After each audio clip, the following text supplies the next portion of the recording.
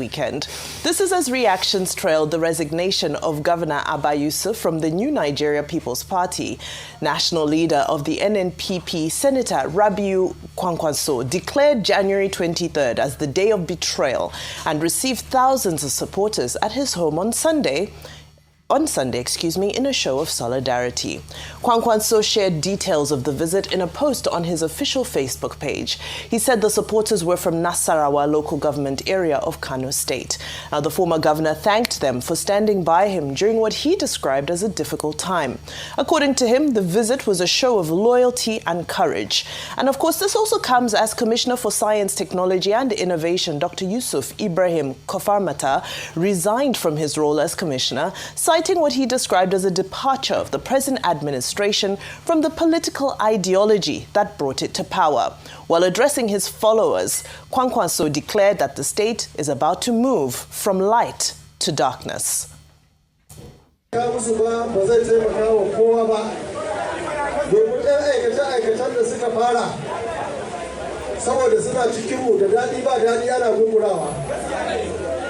Amma yanzu za a koma gurin da sai dai a sinke hajiya dal.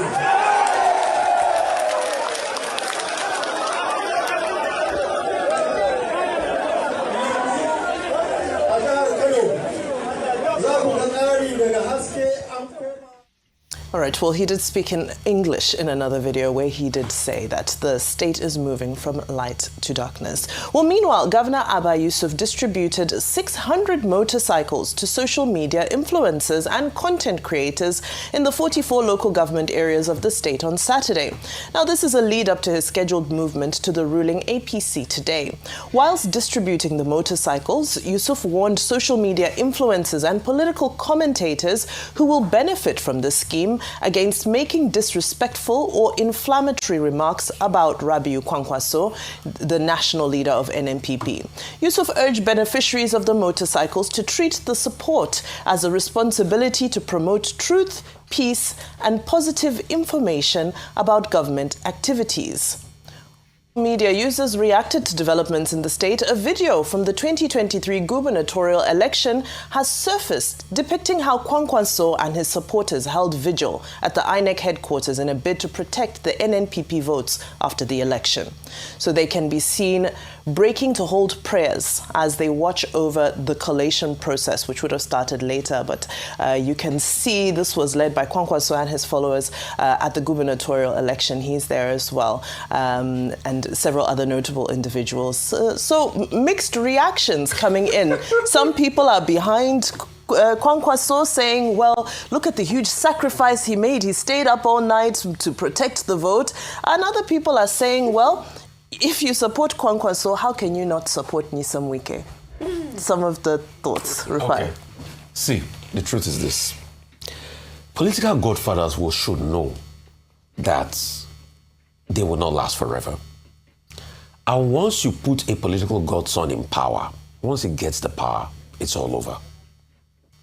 Like I said, it's not everybody that will be Ododo. And I said that for a reason. Because it's probably Ododo. I've not heard him have any squabble with his political leader, Yaya Bello. I don't know how they do it, but they do it so well. Secondly, when you go back to Canada, there's a long history of people fighting with their political godfather. Kwankwaso's own political godfather, Abubakar Rimi, had a disagreement with Aminu Kano. While he was governor, they had their disagreement, they had their falling out. I don't see why Kwankwaso should be nervy about it, because this is not the first time it has happened. In fact, this is the second time. That was how he said he was a political godfather of Ganduje. But Ganduje left him, and Ganduje has forged on. Ganduje has also had his own political son in Ganua that tried running. There was the opposing candidate to this governor in the last election. So why is Kwankwaso feeling frenetic about it? It's the game. Once you give your political godson power, there is no how he will want to find his path for himself. And that is what is happening. And this is a message to all political godfathers out there that think that they are all in all. Before you became a political godfather, you were subservient to somebody. So there's no big deal about it. For me, the challenge is just the reason at which they are saying they want to align with the center. And didn't they know all of this before? Is when the fight side, they say, oh, they didn't allow me appoint commissioner, appoint this and all of that. I think for Kwankwaso, the best is, if he still owns the NNPP, now he should start looking for another political godson that he will throw into the election to fight against this person that is there. At least he looked for somebody, he supported somebody to be able to fight against Ganduje in the 2019 elections, if my memory serves me right. Abi? So let's stop deceiving ourselves. There's nothing too emotional about it. And let me make the final point goodbye. Plus, the political father and the political godson, they don't care about you and I, the Nigerian people.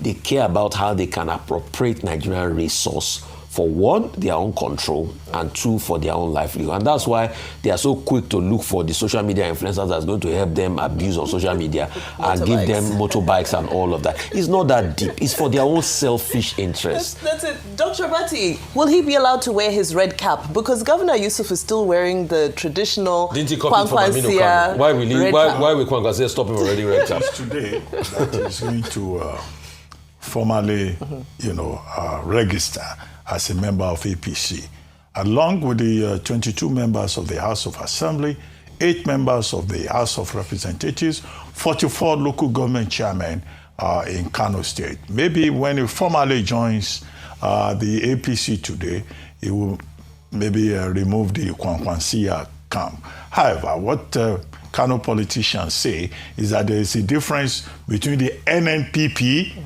and also the Kwankwaso. Kwankwaso is a political ideological movement of Kwankwaso. NNPP is the party, and NNPP, we have been told, is troubled. But the main thing here is Kano is a very important state in the election calculus.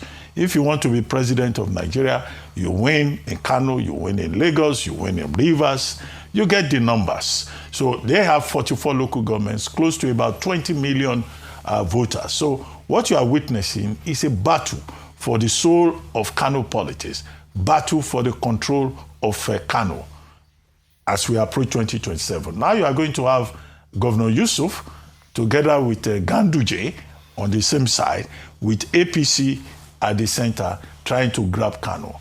Now, how much influence Dr.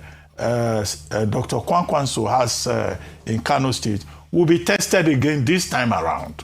And whether or not he himself will end up going to join the APC remains to be seen.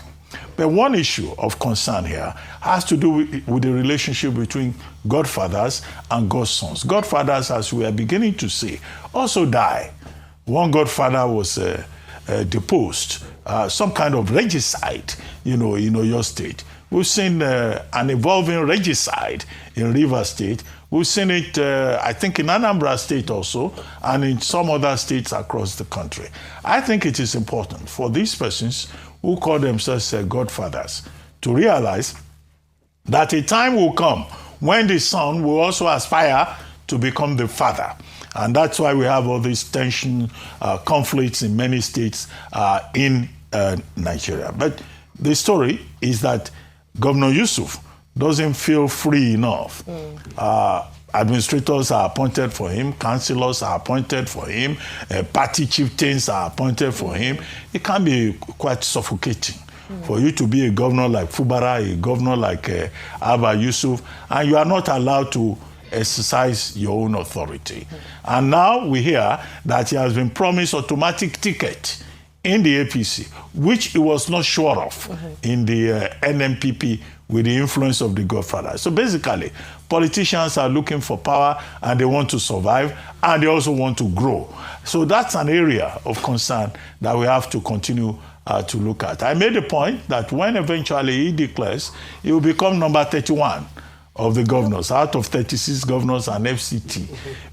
There are only just about 5 persons who are not already in the APC. But how that will affect the 2027 process remains to be seen. Because some analysts have also said, well, some of these governors are pretending. They will just join the APC, they will collect money, they will collect second term, but that they may not mean well. And that they cannot dictate to the people.